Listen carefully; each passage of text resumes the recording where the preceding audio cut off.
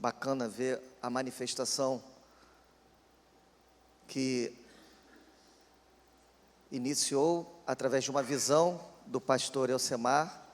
Isso foi ganhando corpo, foi ganhando forma, e hoje a materialização dessa primeira fase do Pacto da Paz, da primeira fase. Existem outras fases, como costuma dizer o pastor, está apenas começando.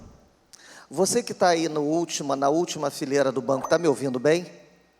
Por que essa minha preocupação? Porque de vez em quando eu sento aí e há uma distância, né, boa, e se distrair, perde.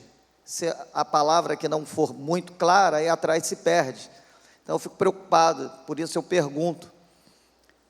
De modo que, voltando aqui para o Pacto da Paz, a palavra de ordem do dia é paz, e por que não mencionar paz na Bíblia? Por exemplo, são 420 referências acerca de paz na Bíblia.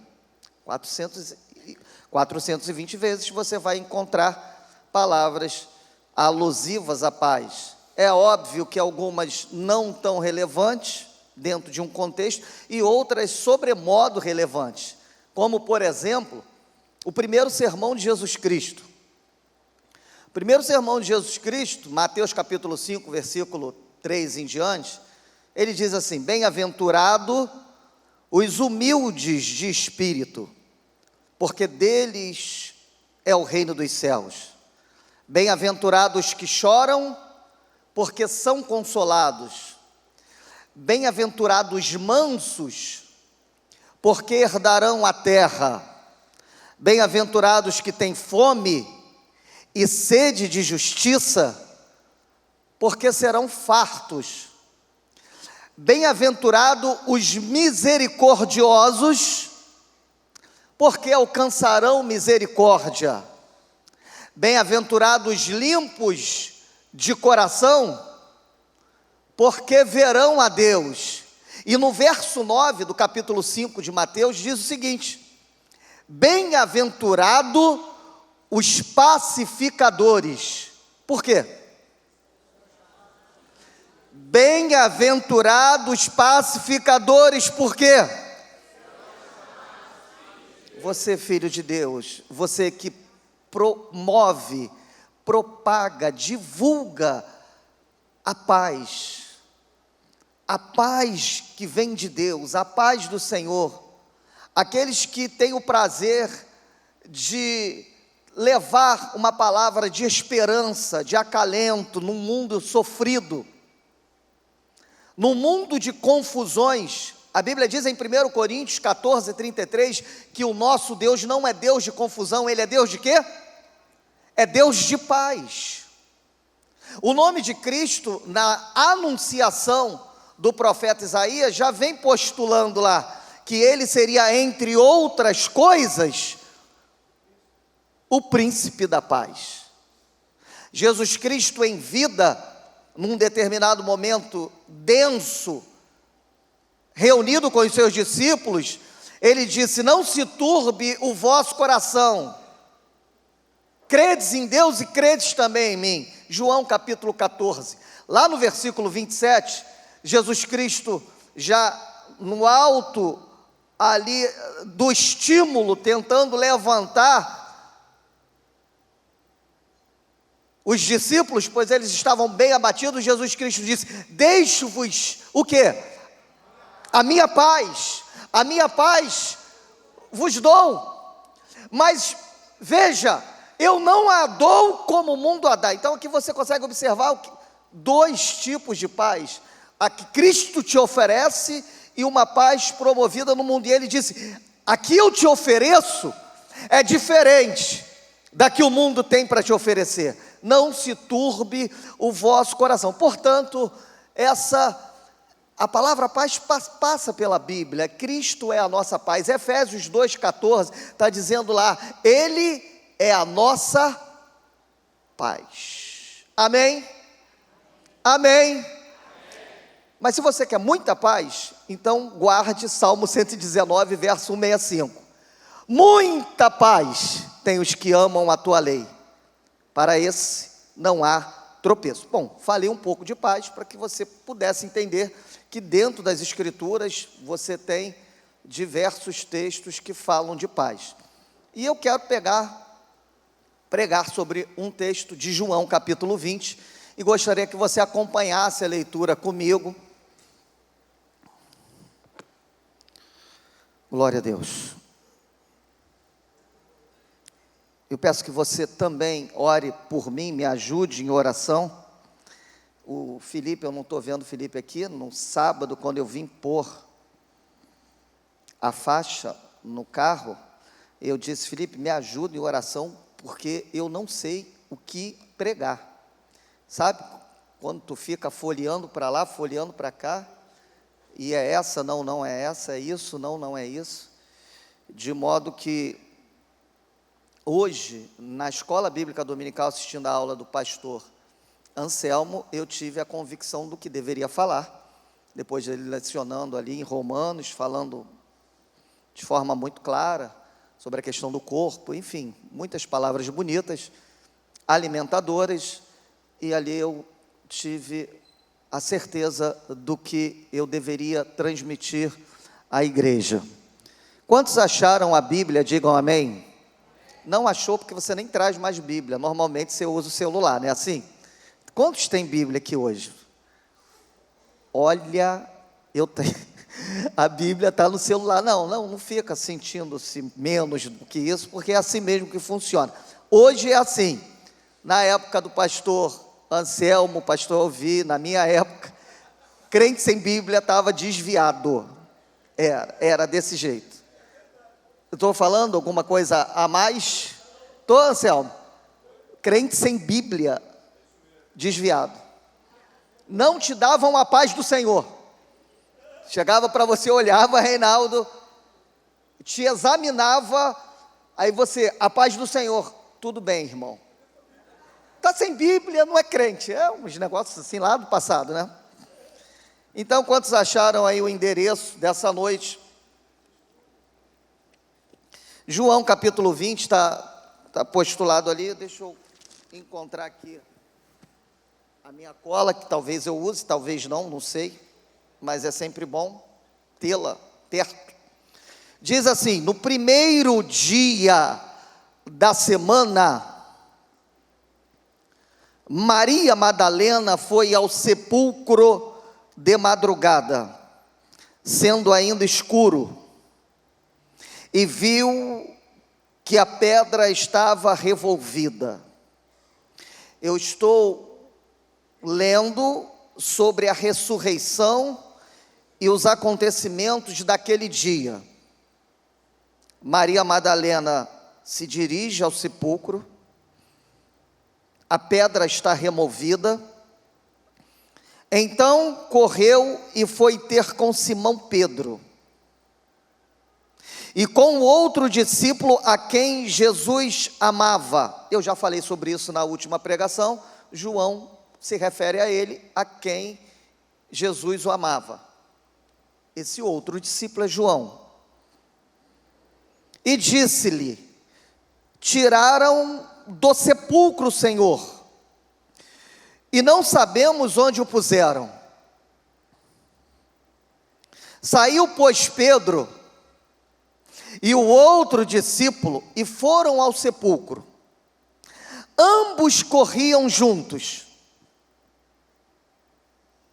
mas o outro discípulo, irmão, eu não queria entender por que João escreveu isso aqui. Olha só, o outro correu mais depressa. Eles recebem a informação assim, os dois saíram juntos, mas o outro discípulo, que sou eu fui mais rápido, corri mais depressa. Ele correu mais depressa do que Pedro e chegou em primeiro no sepulcro. Bacana, João. Calma, caramba. E abaixando-se, viu os lençóis de linho, todavia não entrou. Então Simão Pedro, seguindo, chegou e entrou no sepulcro. Eles se dirigem, eles recebem a informação de que a pedra está removida. de que o corpo não se encontra no local. Eles vão não caminhando, mas vão correndo, e João corre mais apressadamente do que Pedro. E ao chegar no local, eles percebem os lençóis no chão. Se você retornar um pouquinho no capítulo 19 do 38, você vai saber de que lençol é esse, que José de Arimateia e Nicodemos embalsamaram Jesus Cristo. Esses lençóis estão no chão. E o lenço, verso 7, que estivera sobre a cabeça de Jesus, e que não estava com os lençóis, mas deixado num lugar à parte. Então entrou também o outro discípulo, que chegara primeiro ao sepulcro, e viu e creu, pois ainda não tinha compreendido a Escritura, que era necessário ressuscitar ele dentre os mortos. E voltaram aos discípulos outra vez para casa. Bom, Maria Madalena vai ao sepulcro, percebe a situação, retorna, fala com Pedro, fala com João, os dois vão ao sepulcro, retornam e se dirigem aos outros discípulos. Maria, entrando, verso 11, permanecia junto à entrada do túmulo chorando. Enquanto chorava, abaixou-se e olhou para dentro do túmulo. Veja, Pedro e João retornam, Maria não retorna, tá certo? Maria permanece, ela não retorna. E viu dois anjos vestidos de branco sentado onde o corpo de Jesus fora posto, um à cabeceira e outro aos pés. Então eles lhe perguntaram: mulher, por que choras? Ela lhes respondeu. Veja, nós temos a informação de que são dois anjos. Maria não tinha essa informação. Maria está emocionalmente muito abalada, mas não é pouco não, é muito abalada, porque não fora só a morte de Cristo, fora todo o processo, acompanhando o processo, até culminar no Calvário. Então está em choque, muito abalada, ela não reconhece, e o texto vai dizer isso. Então eles lhe perguntam: por que choras? Porque levaram o meu Senhor, e eu não sei onde o puseram. Tendo dito isto, voltou-se para trás, e viu Jesus em pé, mas não reconheceu que era Jesus. Ela não reconhece os anjos, e ela também não reconhece Jesus. E a pergunta vem, perguntou-lhe Jesus, verso 15: mulher, por que choras? A quem procuras? Ela, supondo ser o jardineiro, respondeu: Senhor, se tu o tiraste, dize-me, onde o puseste, que eu o levarei? Gente, Maria é um dom, não é? Quem conhece? Maria é um dom. Maria é um dom. Ela se recusa a ir embora. Ela se recusa, ela não reconhece os anjos. Ela pergunta: por que choras? Porque levaram o meu Senhor. E agora ela está arrumando quase uma confusão com Jesus, achando que ele é o jardineiro. E me diga, por favor, onde o Senhor colocou esse corpo? Porque eu quero o corpo. Eu não saio daqui enquanto eu não tiver o corpo. É preciso ter força, é preciso ter raça, é preciso ter gana. Quem traz no corpo as marcas Maria, Maria carrega a dor e a alegria. Maria, não saio daqui enquanto eu não tiver a certeza de onde puser o corpo. Verso 16, disse-lhe Jesus: Maria.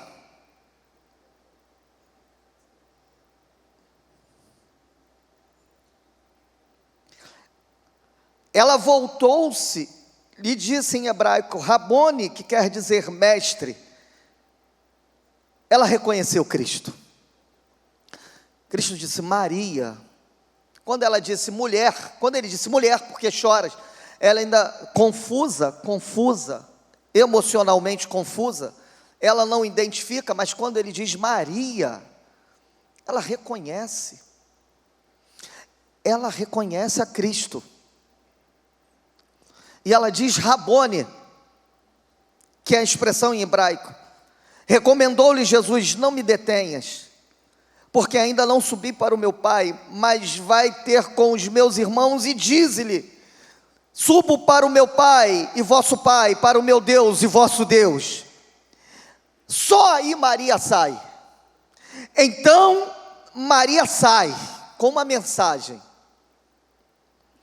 anunciando aos discípulos, vi o Senhor, e contava que ele lhe dissera essas coisas. Ao cair da tarde daquele dia, o primeiro dia da semana, trancadas as portas onde estavam os discípulos, com medo dos judeus, veio Jesus e se pôs no meio dele e disse-lhes,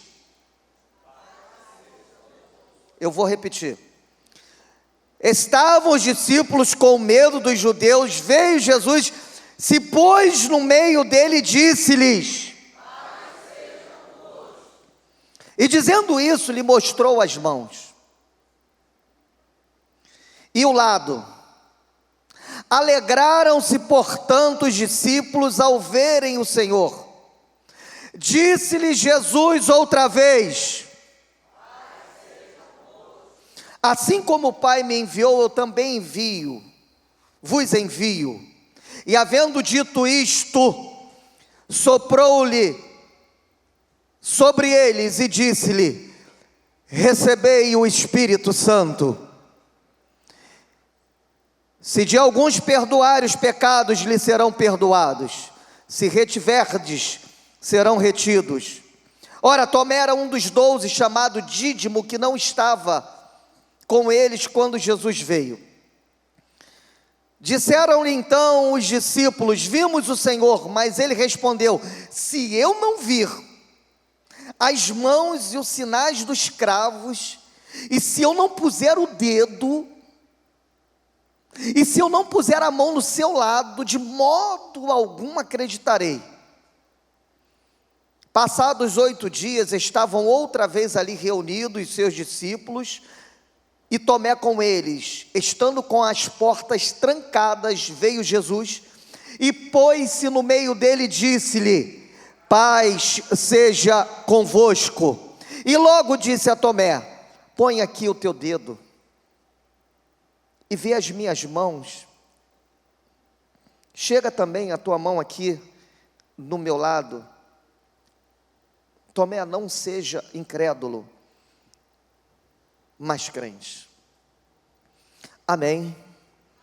Leitura pausada, talvez extensa, 27 versículos, mas como diz o texto, muita paz tem os que amam a tua lei, então é alimento para a nossa vida, e é sobre esse texto que a gente vai argumentar algumas coisas sobre coragem. Amanhã é um novo dia. Você pode, por gentileza, olhar para uma ou duas pessoas próximo de você e repetir isso para ele? Coragem, coragem, coragem. Amanhã será um novo dia. Essa informação pode não ter efeito nenhum, ou ela pode ter muito efeito. Alguém pode ouvir e saber, é óbvio que amanhã será outro dia, amanhã é segunda-feira, vou trabalhar, sim. Mas você pode falar para alguém que está precisando, e ele pode interpretar isso, meu Deus, vai chegar a minha hora. Coragem. amanhã. A Bíblia diz que o choro pode durar um período, mas a alegria vem pelo amanhã. Há momentos na nossa vida, e eu quero fazer alusão a esse texto, utilizando isso, tentando contextualizar, que a gente vive um momento, eu quero polarizar aqui, tá bom? Eu vou citar duas situações, existem outras? Existem, mas eu vou polarizar para que a gente entenda uma linha de raciocínio. Existem momentos na nossa vida em que parece que tudo dá muito certo. Tudo dá muito, muito, muito certo. As coisas se encaixam, as coisas fluem. Parece que tudo que você faz, o negócio acontece, e você corre até o risco de achar que você é o cara, porque as coisas estão dando muito certo, e a gente acaba se empolgando com os encaixes, com a fluência, tudo correndo com tranquilidade. Então vamos nos automáticos, as coisas transcorrem tranquilamente. Até mesmo você dirigindo, parece que os sinais sempre estão verdes, nunca vermelho. É como se a vida te convidasse a acelerar. Vem comigo, anda, acelera. E aquelas expressões, bora, vamos. Hoje digo, pastor da Roberta pôs lá no grupo, vamos, esticando. Nesse momento de alegria, e isso é muito legal, porque essas expressões, tá, bora, vamos, isso faz parte de expressões linguísticas da lei do menor esforço. Isso é perfeitamente compreensível do ponto de vista da linguística, e isso acontece normalmente no momento da nossa empolgação. E o vamos é muito comum do mundo do futebol, né? Vamos, aquela vibração, vamos, a supressão do S não é erro gramatical, mas é um fenômeno linguístico, porque quando você está feliz, alegre, para cima deles, você vai nessa fluência. Mas nem sempre é assim. Existe o outro lado da moeda, por isso que eu digo que eu vou polarizar, porque o outro lado é que existem momentos que parece que tudo dá muito errado. Parece que a sua oração se torna uma coisa pesarosa, pesada. Falta vocabulário para se dirigir a Deus e pedir. E você sente uma dificuldade até de se inclinar diante de Deus, tamanha dificuldade, tamanha dor. Quem não viveu ainda problemas sérios, gravíssimos, a ponto de as lágrimas serem a tradução da sua oração, porque você não consegue orar. E a gente está vivendo um momento desse aqui. Você não sabe se você fica alegre ou se você chora. Os sentimentos se embaralham. Ficamos depressivos, confusos. É como se o sinal ficasse vermelho, te paralisando. Você se torna impotente. Você quer agir e não consegue. Se por um lado, às vezes você sente que tudo caminha a seu favor, tudo dá muito certo. Por outro lado, tem momentos que você pensa em desistir, pensa em parar. Eu não vou prosseguir, eu não suporto mais, eu não aguento mais isso. É tanta dor, é tanto sofrimento, é tanta angústia.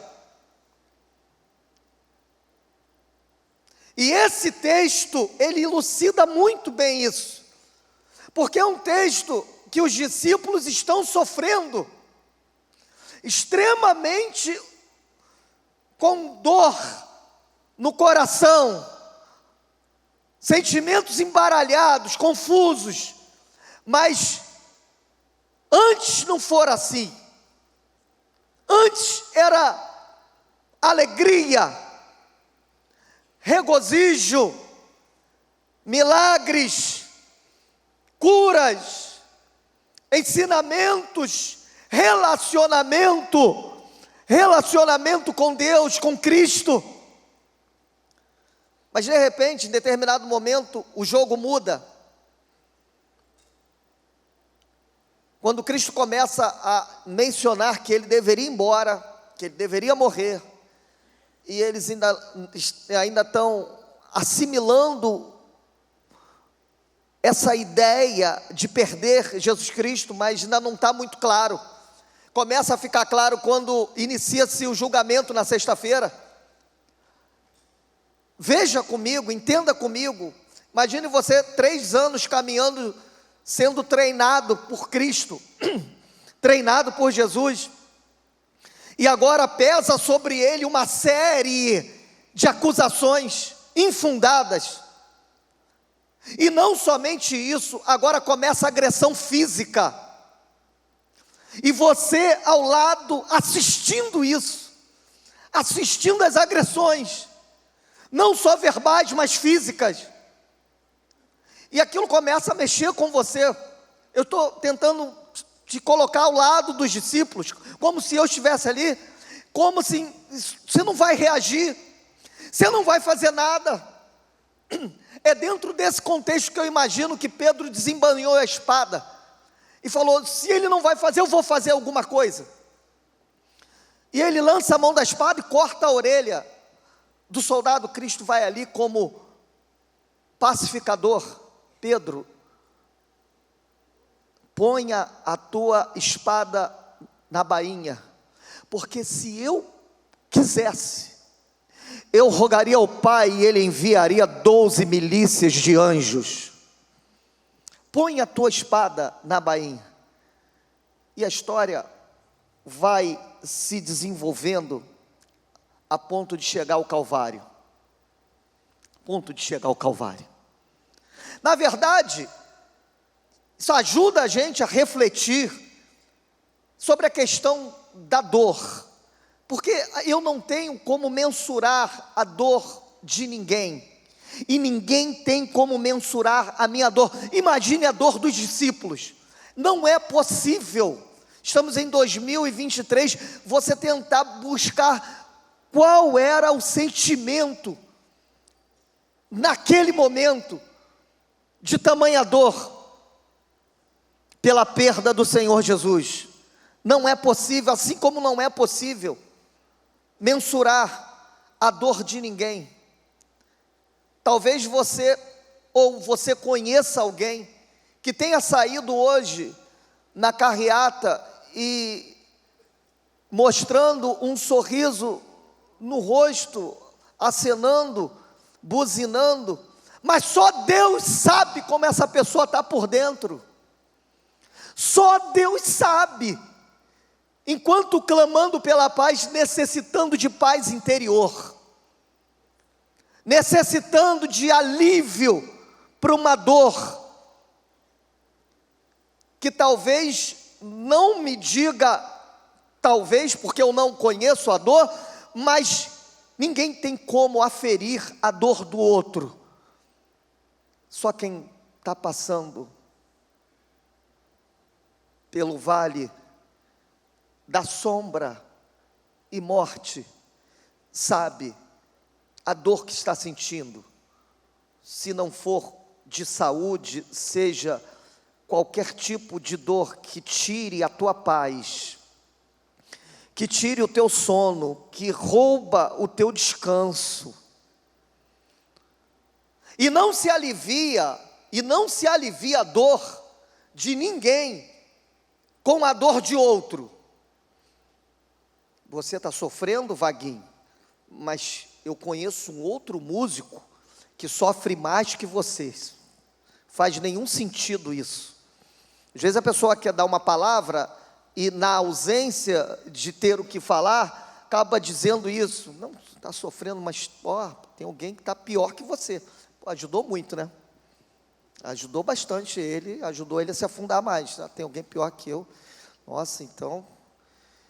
Não se ajuda ninguém dessa forma. E o texto, ele deixa claro que a mensagem do Império Romano foi essa: quem desafiar o Império Romano morre. Cristo morreu.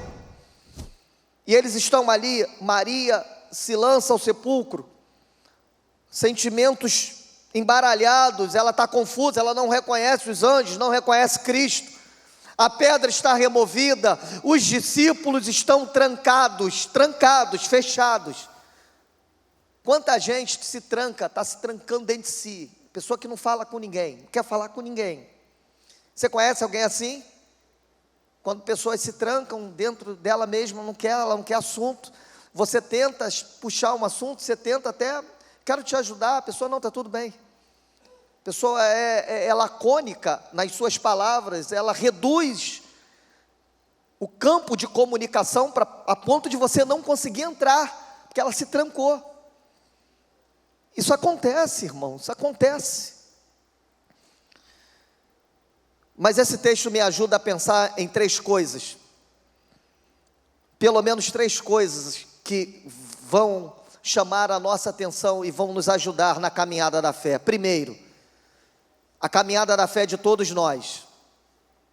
Repete comigo, meu irmão, por favor. A caminhada da fé de todos nós. Irmãos, por gentileza, repita comigo, por favor. A caminhada da fé de todos nós. Elas têm altos e baixos. Se você pudesse avaliar a sua caminhada nesse momento, você está onde ali? Onde que você está ali? Versículo 19.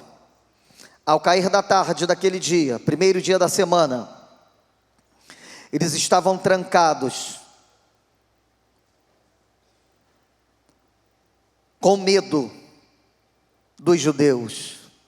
Eles não só estavam trancados, mas eles estavam com medo. Tem alguma coisa que está te apavorando, meu irmão? Minha irmã, em nome de Jesus, tem alguma coisa que está tirando a tua paz, que está deixando você fechado, você cabisbaixo, você desesperançoso. Em que momento da caminhada da fé você está atravessando nesse momento, meu irmão? A Maria ficou confusa, mas ela não desistiu. Ela não desistiu de Cristo. Eu não saio daqui enquanto eu não souber onde o puseram. Quem já viu um Rios que viralizou do Ricardo de Oliveira? Você lembra, Afonso? Aquele Rios, aquela brincadeira que viralizou do Ricardo de Oliveira, muita gente aqui já deve ter visto, né? Virou até meme. Porque disseram que eu não ia sofrer, porque disseram que eu não ia chorar, porque disseram que eu iria viver de glória em glória, vitória em vitória. Mas deixa eu te dizer, mentiram, viu? Não é assim que ele brinca? Mentiram, viu? Porque você e eu, a gente precisa alcançar e buscar essa maturidade cristã e entender que quando estamos perdendo, não somos os piores, e quando estamos ganhando no mal, também não somos os melhores. Isso faz parte da vida. É óbvio que eu gosto mais das vitórias do que dos reveses, do que das derrotas, mas muitas vezes é na derrota que a gente aprende, são nos dissabores que a gente cresce no relacionamento com Deus. Veja, tire o prisma do olhar material, porque do ponto de vista material, o rico e o Lázaro, o rico estava se dando bem, e Lázaro estava se dando mal.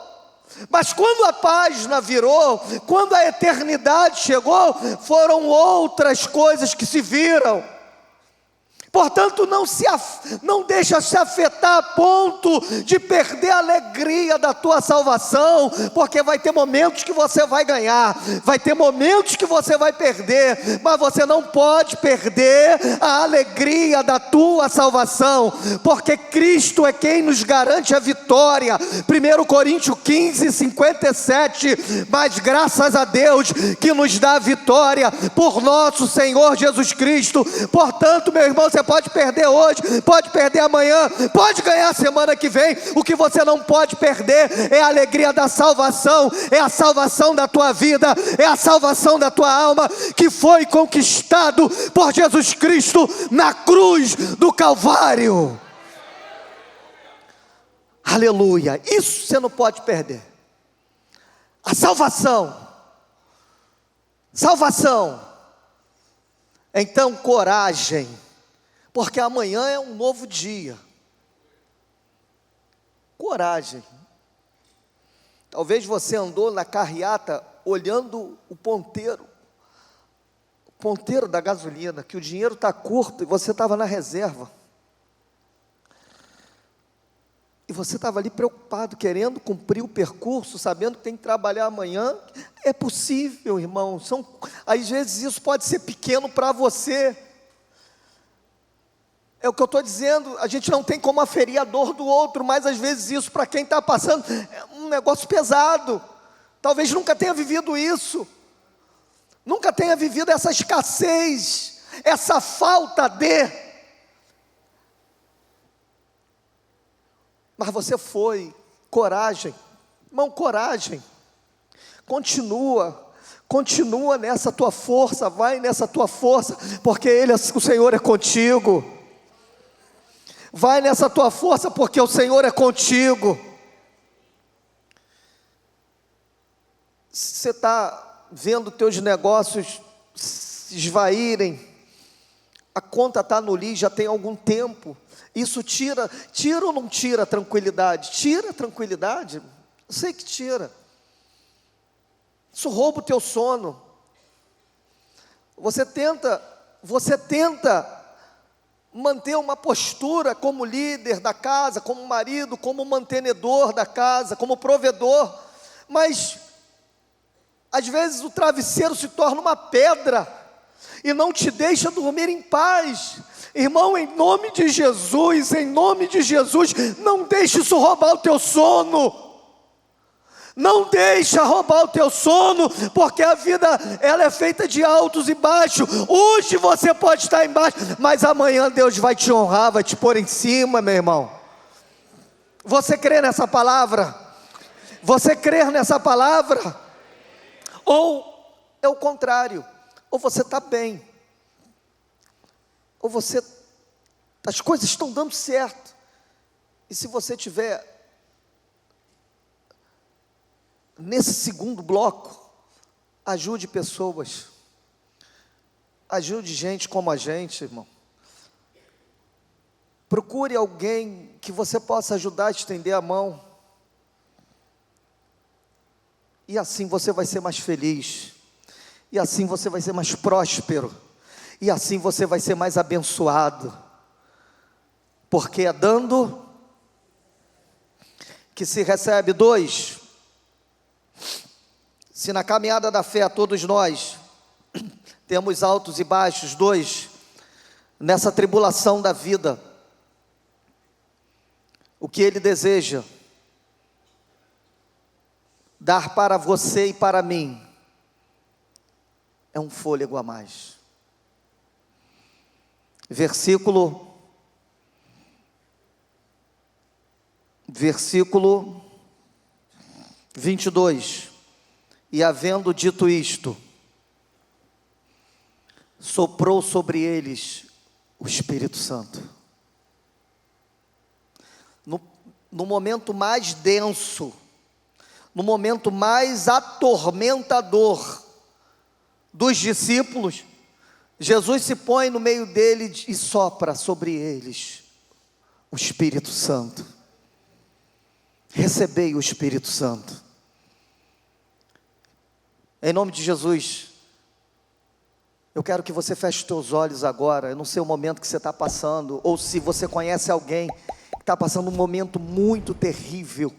E todos nós conhecemos o momento dramático do nosso pastor. Que haja um clamor em nossos corações agora. Que haja um clamor dos altos céus e que a manifestação do Espírito Santo seja sobre nós. Porque a Bíblia diz que nós, neste momentos de aflições, não sabemos nem orar. Nós não sabemos nem orar como convém. Mas o Espírito Santo intercede por nós com gemidos inexprimíveis, porque Ele conhece o coração de Deus, porque Ele conhece as profundezas de Deus. São as lágrimas que descem, é o aperto no coração. Senhor, sopra sobre nós o Teu Espírito. Receba o Espírito, recebei o Espírito. Aleluia. É nesse momento que você veio aqui, depois de um dia alegre, dinâmico, muito bem organizado, e você ali naquele dinamismo, mas quando a adrenalina foi baixando, você foi como que caindo a ficha e, nossa, eu tenho um monte de coisa para resolver. Por um momento, eu até me alegrei com os irmãos, com o pronunciamento da paz na freguesia, mas de repente, quando a adrenalina baixa, você volta, cai em si, meu Deus, o que será do meu amanhã? E eu te digo, coragem, porque amanhã será um dia diferente. Aleluia, aleluia, aleluia. Receba essa palavra em nome de Jesus, minha irmã. Receba essa palavra em nome de Jesus. Eu vejo pessoas levantando as mãos para os céus. Fale com Deus, fale com teu Deus. Você tem valor, já dizia o cântico antigo, o Espírito Santo se move em você. O que é que a Bíblia diz lá em Mateus 5, verso 3, verso 4, bem-aventurado os que choram, por quê?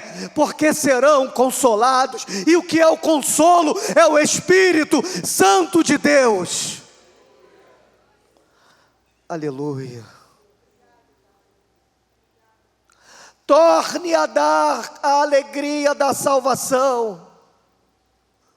Cria em mim um coração puro e renova em mim um espírito reto. Não me lances fora da tua presença e não retira de mim o teu Espírito. É nesse momento que Ele te dá um fôlego novo, um renovo novo. Ele quer renovar a tua vida, e Ele está renovando aqui, nesse momento. Em último lugar, e eu chamo já o Ministério do Louvor para subir. Se em lugar primeiro, a caminhada da fé de todos nós tem altos e baixos, se na tribulação da vida Ele deseja nos dar um fôlego, um renovo, algo mais para eu suportar, a Bíblia diz que não nos veio tribulação senão humana. Ele não nos deixa ser provado além do que a gente possa suportar. Mas em último lugar, o cuidado de Deus para conosco está relacionado com a nossa maior carência, qual seja a paz. Versículo 19: ao cair da tarde daquele dia, trancadas as portas da casa onde estavam os discípulos com medo, Jesus se pôs no meio deles e disse: paz seja convosco. Versículo 21, disse-lhe Jesus outra vez: paz seja convosco. Versículo 26, 8 dias se passaram, eles estavam reunidos ali, mais Tomé, e Jesus se apresenta de novo e diz: paz seja convosco. Ok. Você não só participou do pacto da paz, da carreata, do movimento, do buzinaço, do aceno aos prédios, da alegria da juventude no sinal, da foto daquele menino sozinho, aquela criança com 4 balões na mão. Mas Ele quer te dar paz interior, Ele quer dar paz na tua casa, no teu lar, nessa comunidade santa. Eu sinto orgulho de fazer parte dessa comunidade chamada IERC, Igreja Evangélica Reviver em Cristo. Eu sinto alegria de fazer parte, porque aqui eu fui acolhido e aqui eu também posso acolher.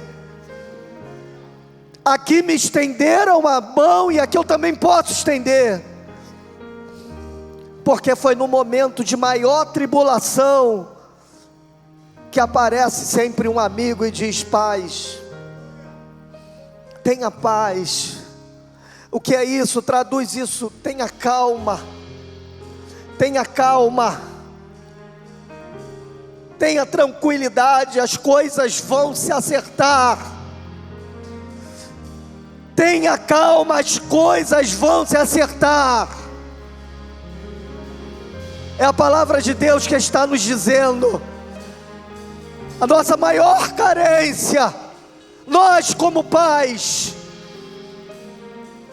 queremos o melhor para a nossa família, queremos dormir como que a gente deseja dormir todos os dias, dormir em paz. E Deus vai restaurar o teu sono, Deus vai restaurar a tua alegria, Deus vai restaurar. Quantos creem nessa palavra de restauração? Aleluia. Coragem, coragem, irmão, em nome de Jesus, coragem. Amanhã vai ser outro dia. Você vai levantar amanhã, vai pegar esse fôlego que Ele te permite respirar, junto com o fôlego do Espírito Santo que já habita em você, e você vai dar a volta por cima. Você vai, porque a grande vitória Ele já te proporcionou, que é a salvação da tua vida, que é a salvação da tua alma.